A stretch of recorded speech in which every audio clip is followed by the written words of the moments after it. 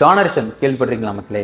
1997 14 வயசு பையன். அவன் பேர் வந்து நாதன் ஜேனர். அவங்க ஸ்கூலில் வந்து சயின்ஸ் எக்ஸ்பெரிமெண்ட் வந்து பண்ணுறாங்க. அங்கே இவர் வந்து ஒரு ப்ராஜெக்ட் வந்து பண்ணுறாரு. என்ன ப்ராஜெக்ட் அப்படின்னா, ஒரு குறிப்பிட்ட டாக்ஸிக்கான கெமிக்கல் பேன் பண்ணணும். அந்த கெமிக்கலோட நேம் வந்து டைஹைட்ரஜன் மோனாக்சைடு. அந்த கெமிக்கல் வந்து பேன் பண்ணுறதுக்கு ரீசன் என்ன சொல்கிறாரு அப்படின்னா, அந்த கெமிக்கல் வந்து கேஸ் ஃபார்மேட்டில் வந்து இருக்கிறப்போ நம்மளோட தோலில் பட்டுச்சு அப்படின்னா தோலை வெந்து போயிடும்.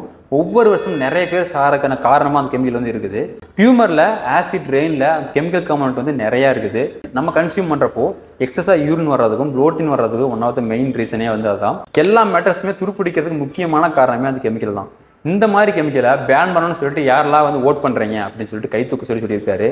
அங்கேருந்து 50 பேரில் 43 பேர் வந்து ஓட் பண்ணியிருக்கிறாங்க. அவங்க ஓட் பண்ண கெமிக்கல் என்ன தெரியுமாங்க? நம்ம குடிக்கிற சாதாரண தண்ணி.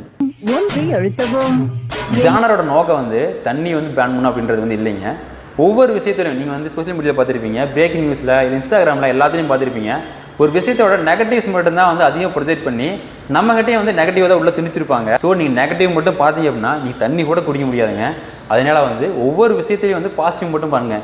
எல்லாத்திட்டையுமே பாசிட்டிவ் இருக்கும், நெகட்டிவ் இருக்கும். உங்கள்கிட்ட இருக்கும், எங்கிட்ட இருக்கும், ஏன் இவங்ககிட்டையும் கூட இருக்கும். நம்ம பாசிட்டிவ் மட்டும் பார்த்தோம் அப்படின்னா நம்ம ஹெல்த்தியாக, ஹாப்பியாக லாஸ்ட் வரைக்கும் என்ஜாய் பண்ணியிருக்கலாம். நெகட்டிவ்ஸ் பார்த்தோம் அப்படின்னா தண்ணி கூட குடிக்க முடியாது.